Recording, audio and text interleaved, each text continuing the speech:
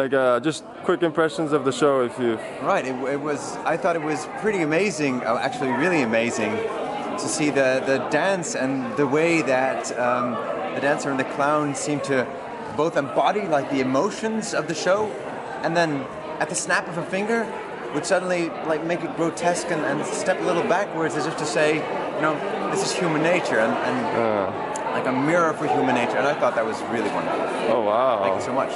And the music, how did it go? The music was also wonderful because I was expecting like a classical show, like classical Japanese music, and that aspect was there, and then it just went to a whole other level with the performance around it. So 2 thumbs up. If you've ever been to a Japone performance, you will have undoubtedly fallen in love with them. Japone theater group and show. For the coming hour at AnimeCon Stay at Home, I should say AnimeCon at Home, we will be talking about Japone.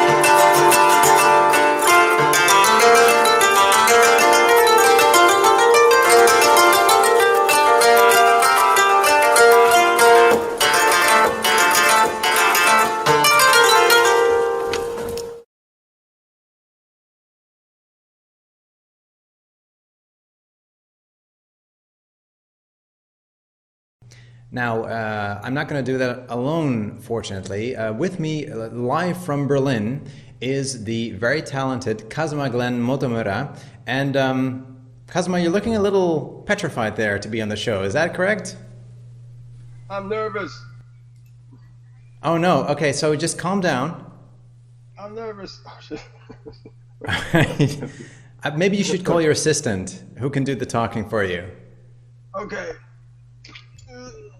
Oh, hi, I'm the assistant of the statue here, the alter ego. So, Kazuma, how's quarantine been treating you? It's really nice, actually. I'm in a really place full of nature, and of course, I'm wearing my mask. Whoa, So, who's that guy? Cough, okay. This is Yubi, my character.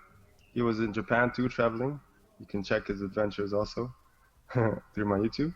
Anyway, but yeah, it's really nice to be in nature, and yeah, to have this time of like quiet and chill where the whole world was just going too fast.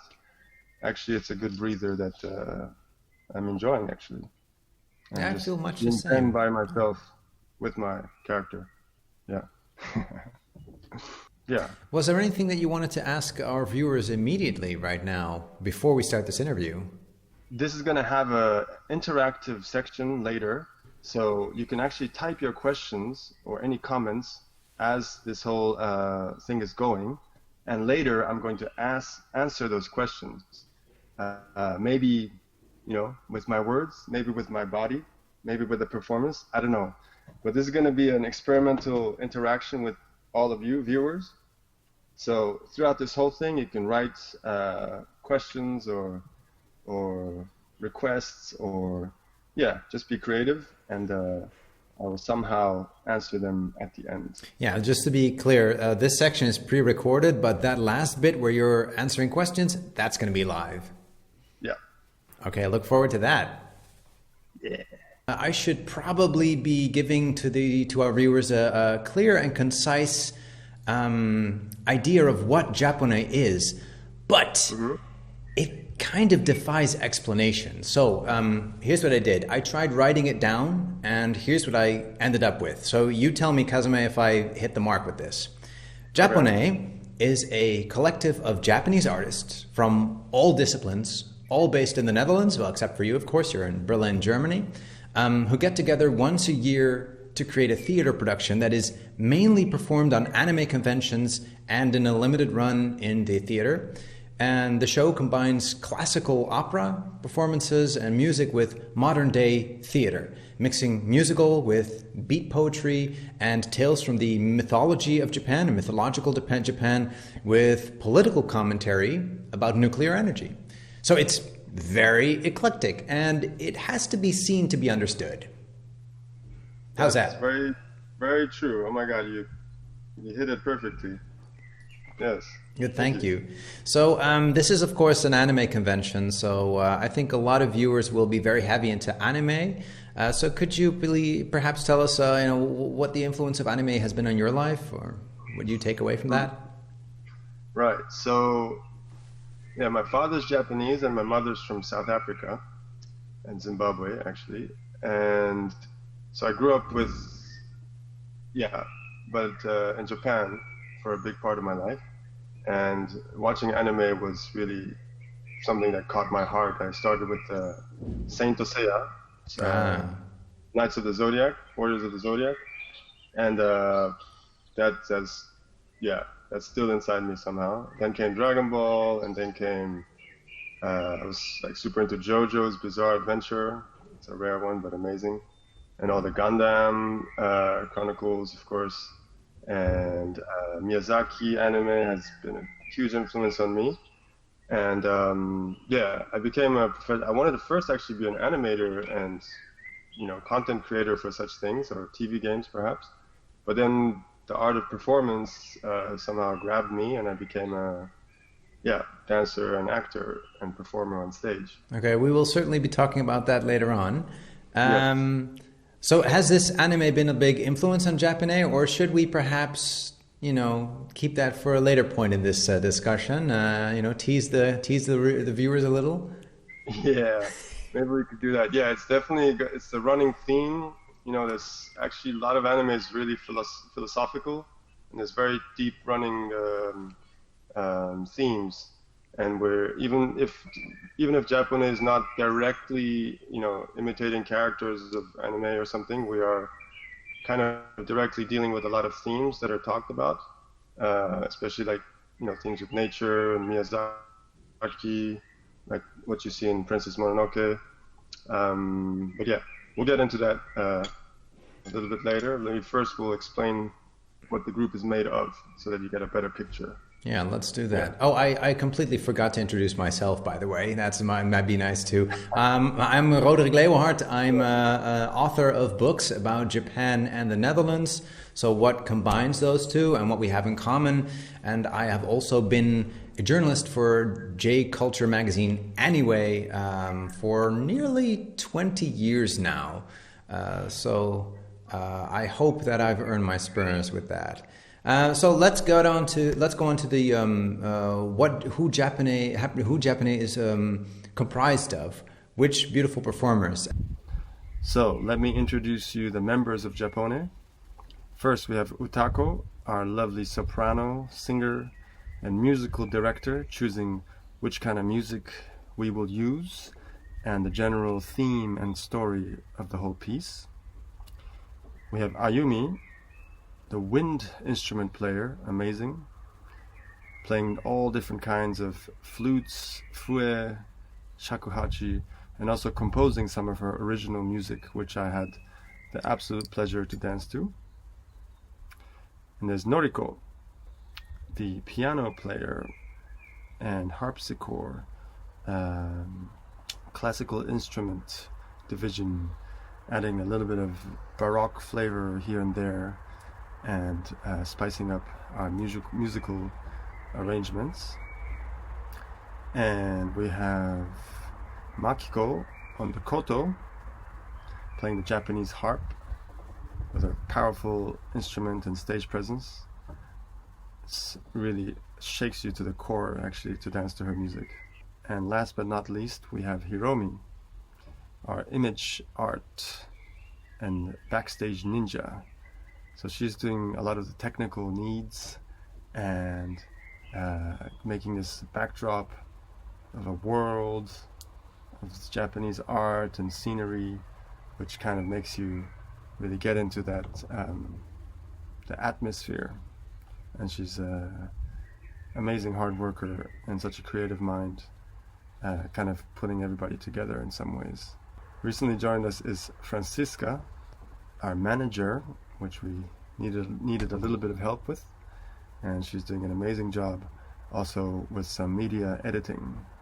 So this is really good to have. Thank you, Francisca. And Shinosuke was a swordman, sword fighting specialist who we had in one of our performances. And not to forget Andries, our amazing helper, and without him we cannot, nothing would have happened.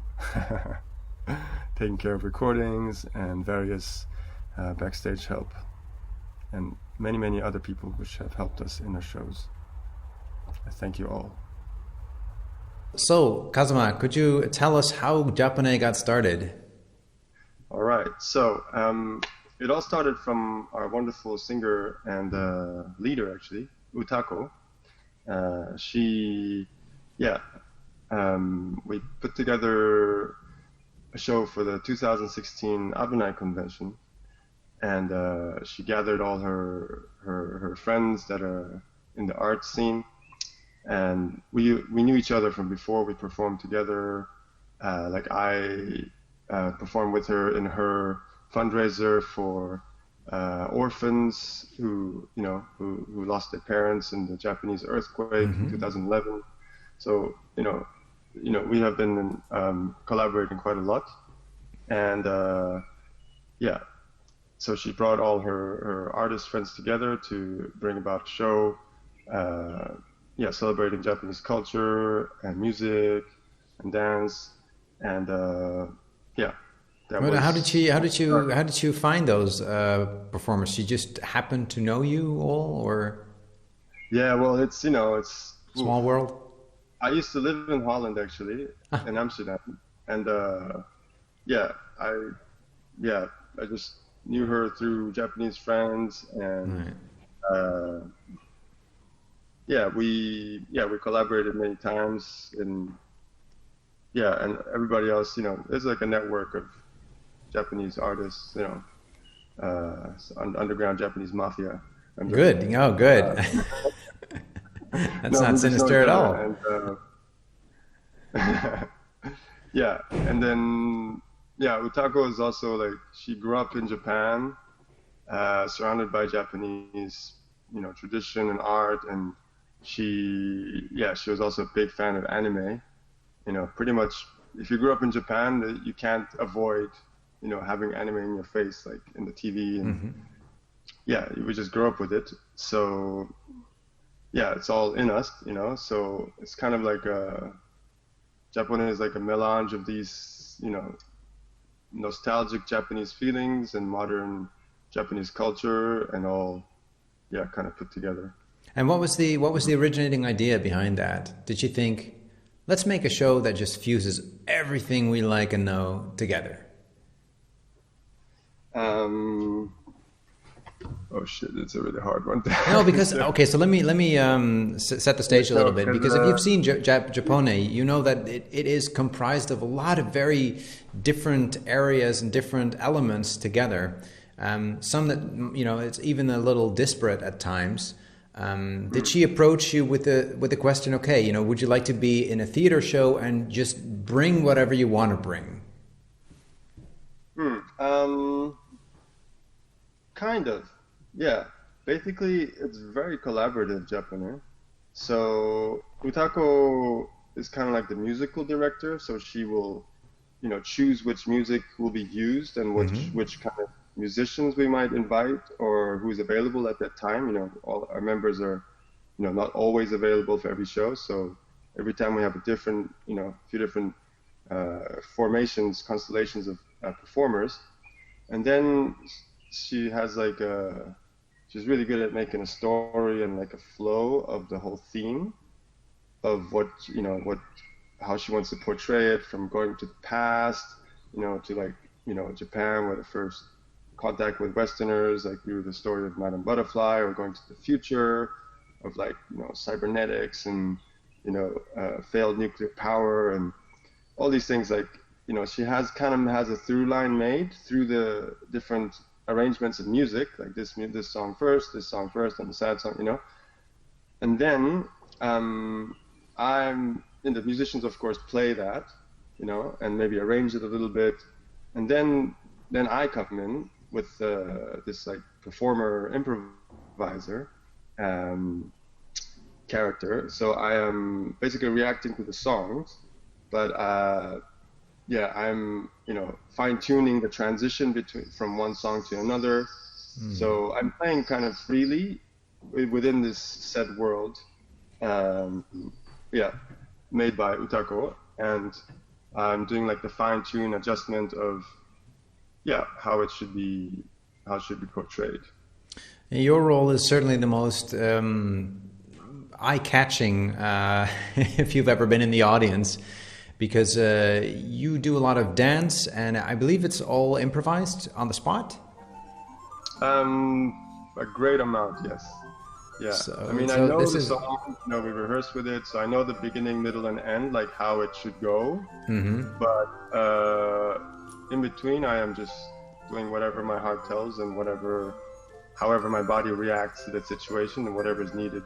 You know, I improvise a lot. Yeah, this is wonderful. I mean, when I first saw that, I was immensely impressed, and I liked how you also just very easily went off stage and head into the audience and you know, resume your performance there. And this is really interesting. What happens inside you when you start performing like that? Wow.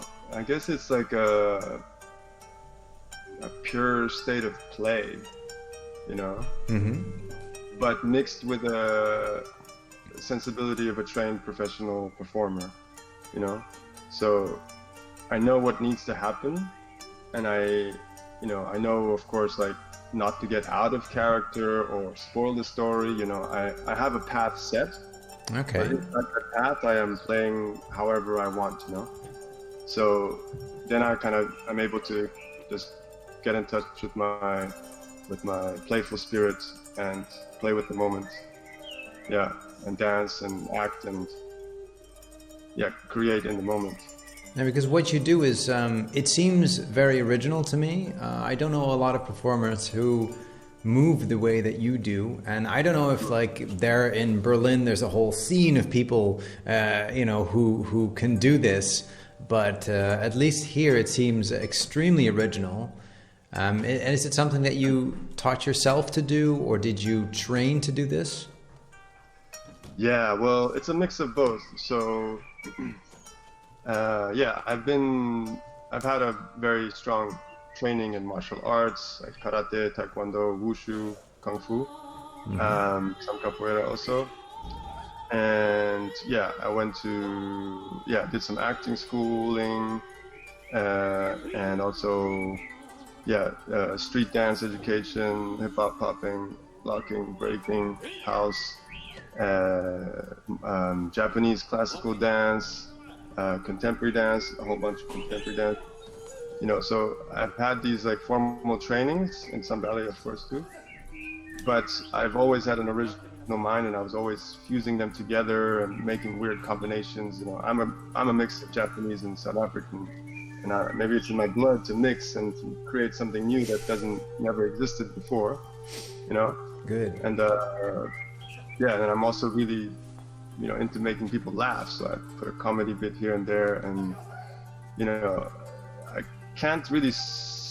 Everybody that sees me says I'm original, and you know that's been my goal, because I don't want to be the same as anybody else. I can't be the same. Like I tried to be Japanese, you know, like for quite a bit of my time, but then I gave up because I'm a melange, you know, I'm a mix of so many things, so I can be everything actually, you know, and that mixed identity is who I am. So that's how I approach my expression on stage, and yeah.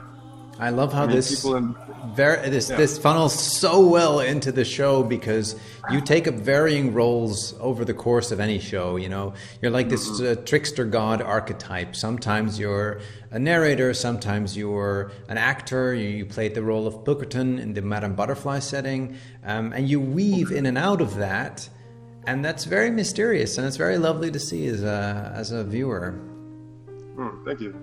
Yeah, I enjoy playing all these different characters, and you know, it's I have a lot of fun playing Pinkerton. He's like this, you know, bad boy sailor from America, and he's, you know, flirting with this Japanese beauty, and then fall in love, but then he's got a wife, you know, back home, and and there's this wonderful scene where you get drunk, I believe, as in the role of this character. And I hope we have a clip out of that. I hope Francisca can show us this moment, because it's really beautiful. I enjoyed that actually. That's so drunk and dancing. Yeah, that was fun to play. All right, and of course, now Japone wouldn't be the same if it weren't for a whole host of music. There's a great mix of music, actually. We have, you have modern instruments like guitars and electrical guitars, but also instruments like the shamisen or the goto. Koto, yeah. The koto, yes. Koto, yeah. How do you select those elements? Well,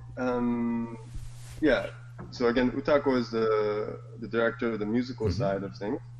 She's always so creative and really, she's, you know, she's not you know, fixed with like a specific idea of how things should be, you know.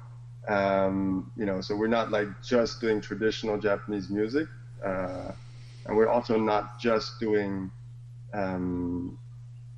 like modern, you know, anime songs back to back or something like this, you know.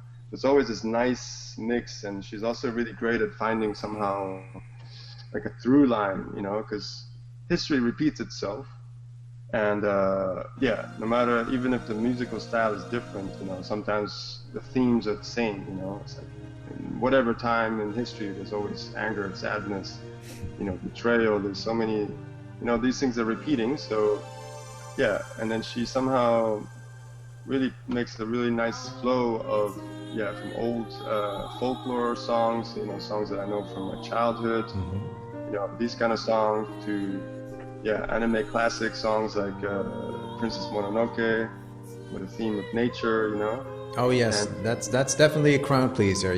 Whenever she performs like either that or the Cruel Angel's Thesis from Neon Genesis Evangelion, you know, that's just such a nice payoff at the end. You go like, ah. I know, because we have so much to relate to. Yeah.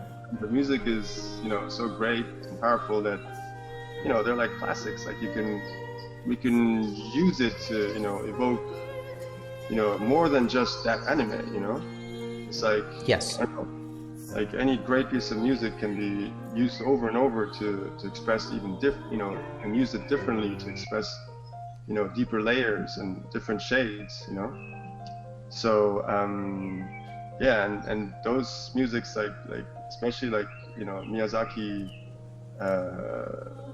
because I saw a lot of, I'm very influenced by Miyazaki, like myself personally. Mm-hmm. Those musics, really brings something deep in my heart. So yeah, and I think it hits a lot of people's, heartstrings. Like That music by Joe Hisaishi is beautiful. That's classic. Yeah, it's really something that I think one of the good things about Japone, especially since you're performing on AnimeCons, is that you're allowing people to get in touch with a much broader culture than just anime and manga. You're also stretching it into the musical and the mythology and all these different elements, and hopefully people will respond to that and then seek out those experiences some more. Yeah, it's Japan is a really intricate and deep culture, and I'm studying many different things about it. Like I'm incorporating like Japanese language and characters like kanji in my dance method, which I'm teaching, which is like a way to bring all those styles that I learned together. Connecting with earth, connecting with water, becoming air, simple concepts, and I explain it through kanji. So, and how like ancient people saw nature, and how that relates to the body. There's so much philosophy in there. So I'm trying to, I'm forever learning about Japanese culture. Yeah. It's For nice. example, I'll show you. Assistant, give me paper. Okay, she gave me paper. Like the character for breath, Japanese, it's called iki. Yeah. It's made of two parts. The top part is self, and the bottom part is heart, kokoro. And the two together makes breath. So breath is like a reflection of your heart. It's beautiful. So your heart is breath. It's like poetry. It's like living poetry, And it's also like your self is on top of your heart, so you can also kind of regulate yourself and control yourself using your breath. So with proper breathing, you can actually not get nervous, like go over your fears, like perform better. And these are like ancient wisdom that I just see, looking at my language, and this, it's like thousands of years of knowledge, like originally coming from China, but also mixing with other things in Japan. And this is what I'm trying to disseminate, like through my dance practice, which is open for anybody, to have better meditation and better performance in life. And that's what I try to practice, when I'm performing with Japone, so I can not get nervous and interact and have fun, and try to channel like a greater energy and spill it out. So tell me, is when we're talking about not getting nervous and breathing, what's the scene like behind the stage, behind the curtain? Is there a lot of off-screen, like off-stage nerves, or is there excitement? Of course. You can't avoid that. We're not like Zen monks on the backstage, like totally Zen, like Zenned out. Like, every time we do a show, it's like different. So, there's a lot of logistics and props and, orders. And of course it's chaotic, but, in the chaos, you can still find calmness, and that makes it or break it. That's like the line between someone who succeeds or someone who fails, The character for Danger. Oh dear. Is also. I think I know this one. Two parts, and one. Actually, I don't know if I can write it. One was Opportunity, right? Yeah, exactly. Oh, you know this. I know this one. This is a famous one, right? Wow, maybe Francisca could just put a visual. Yeah. Yeah. One is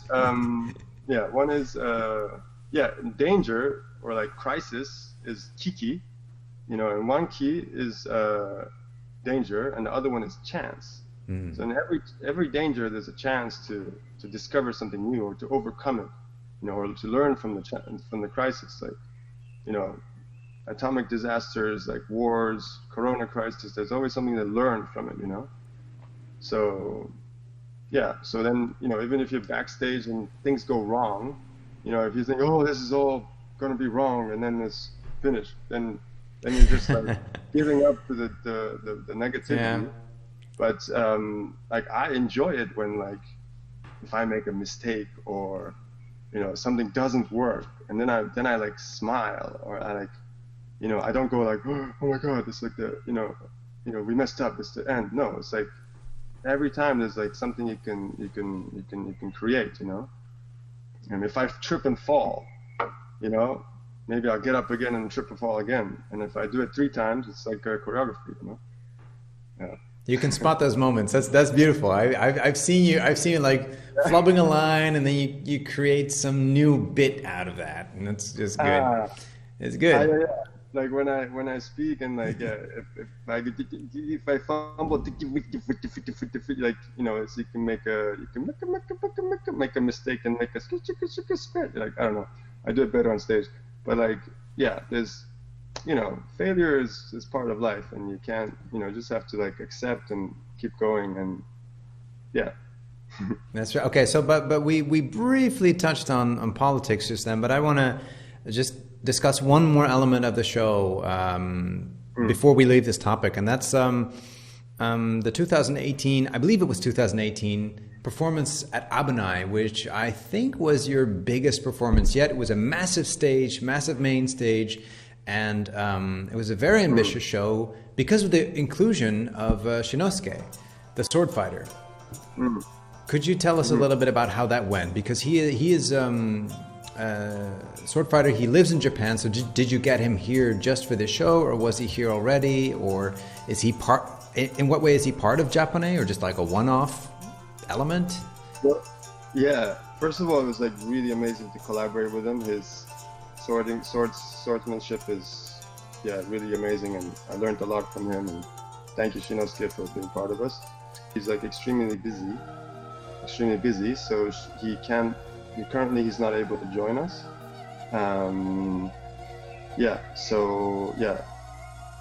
Right now he's concentrating what he needs to do. Hopefully we can bring him back in the future. Yeah. But was it an ambition of yours to have a sword fighter in there? It's like, I want martial arts.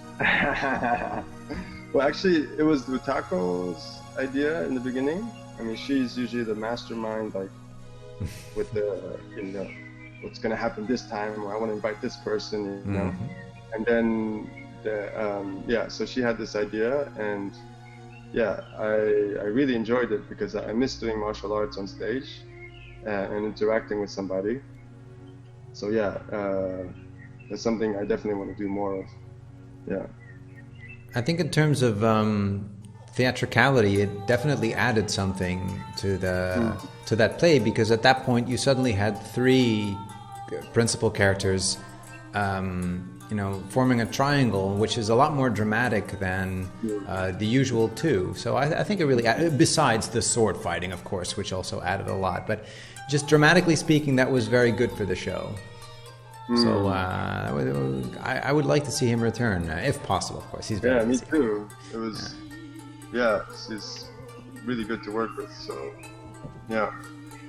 All right, so shall we briefly touch on the political angle, because this is something that specifically you appear to bring very, very strongly. I think you feel very strongly about this. So you have a very strong anti-nuclear energy message. Could you tell us a little bit about that? Okay.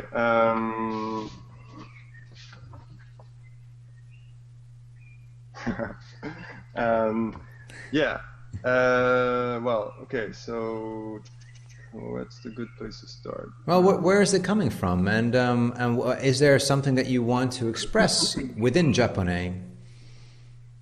Okay, so let me start from way back when. So, as most of you know, Japan is the only country in the world which has been, which the nuclear bomb was dropped on to people, and yeah. We should be the ones who are most against it, but through the economic growth, there was been a lot of propaganda to promote nuclear energy as the new clean energy of development. So, and this actually has a lot to do with anime, because a lot of anime heroes are nuclear powered. Mm. Atom Boy, Gundam, Godzilla. He's made from nuclear radiation, right? And there's a whole bunch more. And this theme is always like a constant love-hate relationship that Japanese people have with nuclear energy, because, with propaganda and this whole amazing energy advertisement about nuclear energy, a lot of people started to love nuclear energy, And then, there might even been some political anime manipulation. I don't know, somewhere it's trying to change the image of the people so that they would accept nuclear energy. I have to do more research about this actually, but but yeah. So yeah, there was a lot of Japan is was one of the most pro-nuclear places. There's 50 something nuclear power plants in that small, series of islands. It's ridiculous. And we have so many earthquakes and so many natural disasters. It's really not a place to have them, I believe. And boom, 3/11, March 11th, nuclear catastrophe of Fukushima happened in 2011. So this blew the roof of the whole reactor, and it also blew off a lot of the masks and things that were hidden in society.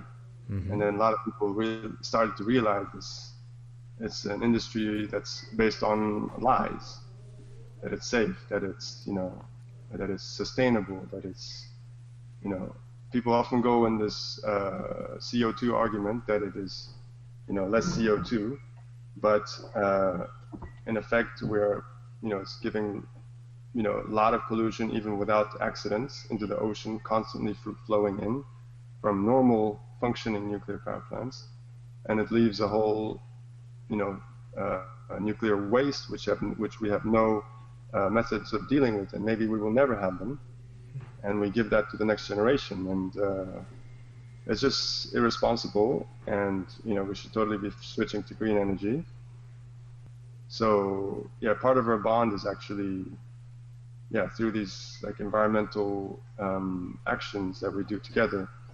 So, and this is also really connected with ancient Japanese thought, because Japanese culture is so much based on nature and the harmony, wa, which means harmony, translates also to it's basically being in harmony with nature, and which Japanese design and stuff mostly is, wa. Mm. And and this is something like haiku, it's also mostly about, and haiku and poetry and a lot of songs are talking about nature, but at the same time talking about the human heart. Yeah, so that's instead the poetry of style. I'm sad, you'd say the leaves are falling on the ground and they cannot go back, something like this, so that it is, nature is full of poetry, and we are part of this poetry as well, so if you understand nature, you can understand better yourself and how the human nature works, and it's no coincidence that most martial arts masters, they go in the nature by themselves to train, because they're channeling a greater energy source. It's almost like shamanism. And actually a lot of Japanese culture is based on shamanism, like Shinto, and these are some things we can never really escape. You know, we are nature, but we have made such a line between nature and us, and it's become this like war almost, you know. So we need nature, otherwise we can't survive. But human beings are kind of not taking that into consideration, and this is also one of the messages that we want to give in Japone. Well, keep at it. You know, maybe people will see Japone in Japan as well, and they'll wake up to it. Hope so. I hope so. So before we close off this pre-recorded segment of the interview, and after this, I believe there will be a live performance with you, Kazuma, where you answer the questions that the people have fielded and asked during this segment, and hopefully there will be some. But before we go, I have to ask you, what's next for Japone? So what's next for Japone? Well, it seemed like the Earth needed a break from all this crazy human activities. So I think destiny made Corona happen, and now all the human events are calmed down. A quick point on this: don't blame Asian people and start being racist or discriminatory, because I believe it probably would have happened somehow, somewhere, in some form. I think Earth is trying to regulate its activities and maybe population even. Usually happens when something gets too overcrowded. So some things could be sad, but in every disaster there's always a chance to be renewed and to learn from it. Kiki, if you remember. And so we as Japone will be active online. There'll be a lot more things coming on YouTube and Instagram. I really enjoy this kind of online performance. So I'll be open for more if anybody wants to collaborate. And stay tuned. Let's see what kind of new future we can make.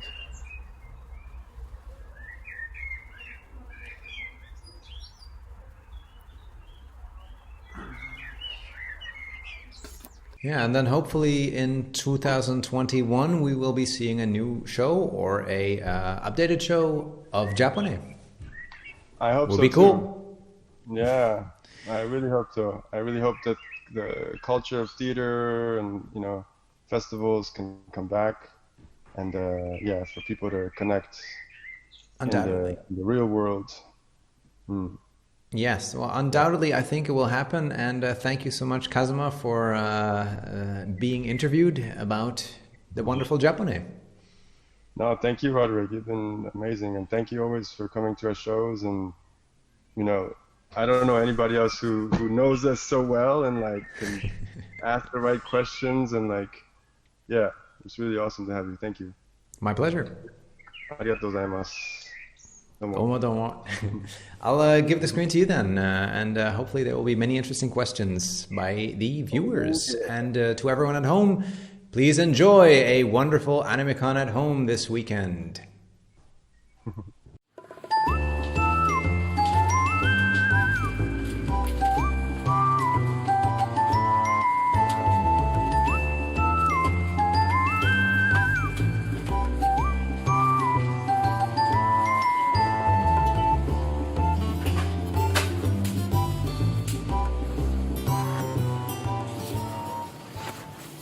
That's how it is these days.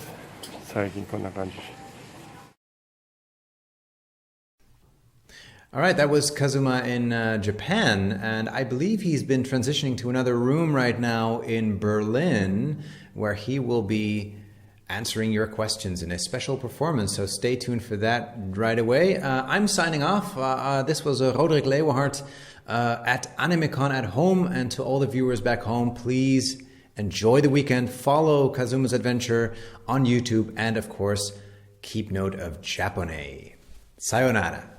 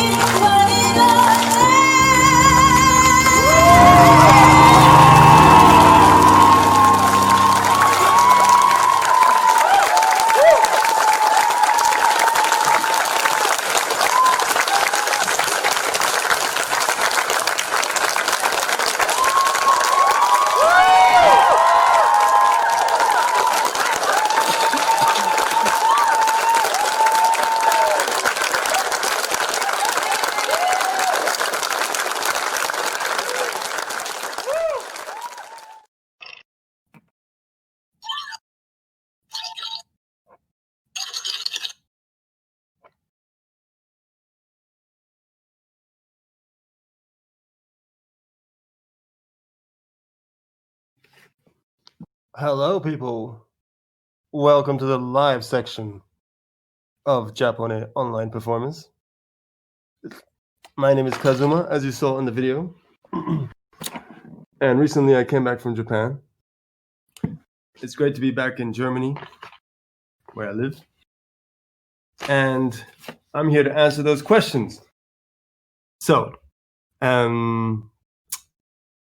first of all, there's a question from Didea.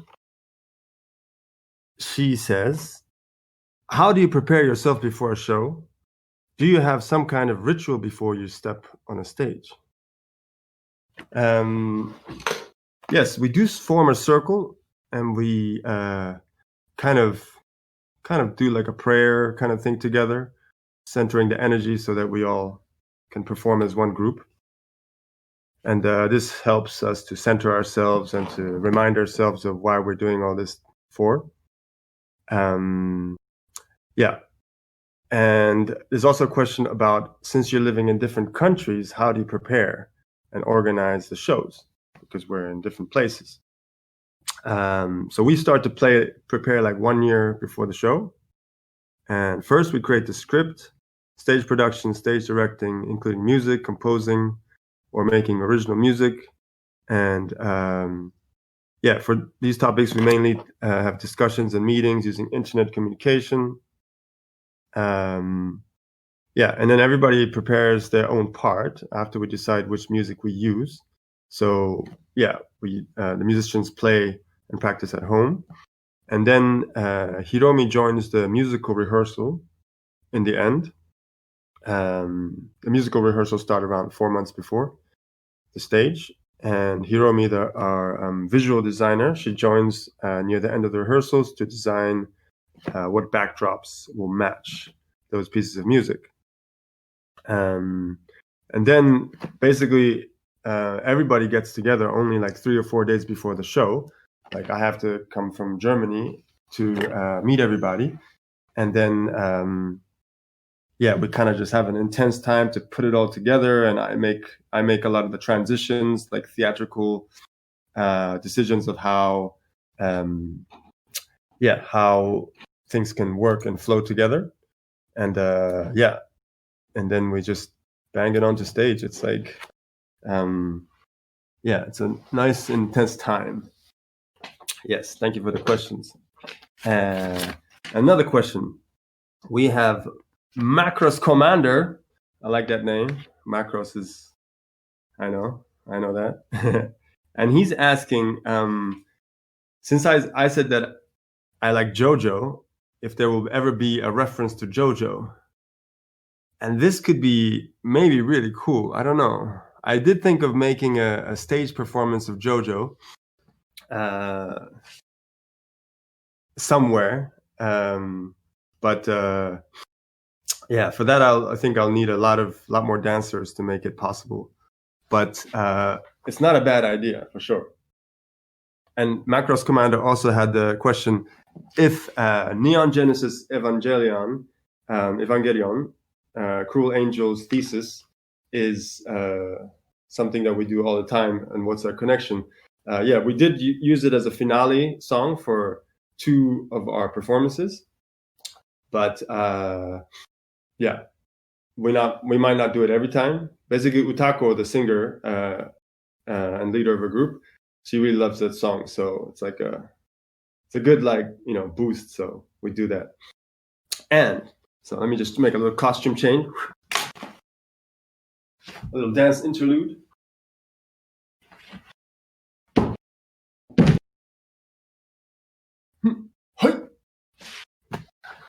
So now I'm in Japanese mode.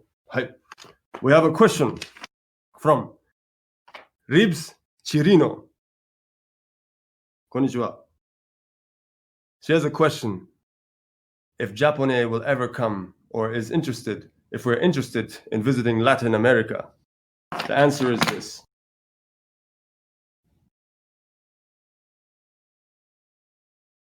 It'd be amazing to go to Panama and perform. That would be an absolute honor. Actually, I'm quite interested in Latin America, and it would be really amazing to go there. And yeah, if the flights are really a problem, we could just, I don't know, go by foot or take a wave there. The wave can maybe take us all the way there. We're all connected through nature. So yeah, and if you fall in the water, I'll just use this, and then it'll be all good. But it'll be really awesome. We are really interested in traveling to other places outside of Europe. Yeah, we're very open to travel and to bring the show into any part of the world, actually. So we would love to go there. Yes. Thank you, Ribs Chirino. Yes, and you had another question from Ribs Chirino. If we are all trained self-taught, or if we had professional training. Yes, we all had professional training in our corresponding art forms, music, dance, visual arts. Yeah, as I said in the video too, I have been trained in, like formal dance training of ballet also, but before that I was in martial arts. Oh, that's a slipper. That's another slipper.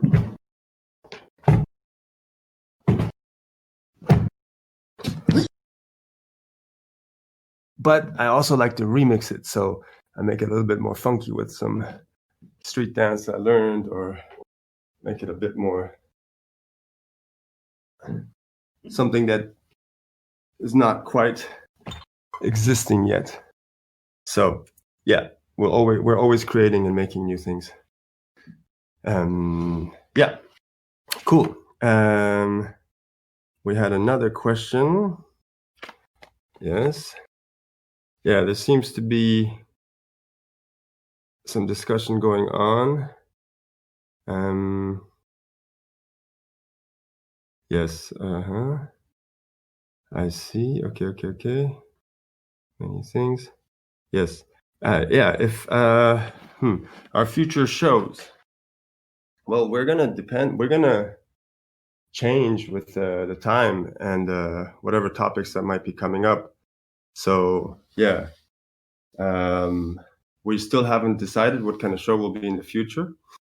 But recently I attended a demonstration, of course. For example, in the States, if Black people didn't protest, Asian people wouldn't have been able to vote either, nor women, actually. So this is a matter for everybody. So I don't know, maybe it could be a topic close to about this, perhaps, or other elements. Maybe something about Corona and the balance of nature and human beings. We don't know yet, but our minds will be always working, and we will be making a great show, hopefully. Yeah. So until then, we will just keep working on our things. And yeah. But I don't know if you saw that video of my character, Yubi. He's like an alter ego of me, and he will continue to perform. And he basically takes a journey around the world. And I'm currently compiling a YouTube series of him traveling around in different places of the world. I've been to Mongolia, Mexico. So all that stuff you can see on my YouTube channel. It's youtube.com/bodypoet, written like this. Body Poet. And my website is Body Poet Info. So there's a link from that too. That's my little personal thing. But of course, this thing is about Japone. So make sure you go to the japone.nl website. Here there's links to information about each performers, our past performances. And yeah, it's a really juicy website. So yeah, make sure you check them. And hopefully you subscribe and share, because I think we got something to share. So yeah, I hope you all stay home and safe, and keep sending positive energy around the world, because there's a lot of negative energy around. And we do what we can as artists and to deliver the positive aspects of Japanese culture. So, yeah, I hope to see you soon, not online and in person, in a stage or in a workshop or a convention. But until then, we will keep doing things online. So make sure you follow us. And yeah, this has been a real pleasure to perform online. And the whole team of AnimeCon have been amazing. And we had some technical difficulties actually in the last minute, but we solved it. So it was again an opportunity and a chance, opportunity in time of crisis. And yeah, it's been really, really a great team. So thank you. And for all the viewers, I hope we keep communicating, follow us. There's links to all the Instagram, Facebook, YouTube from either of these websites. And yeah, stay tuned.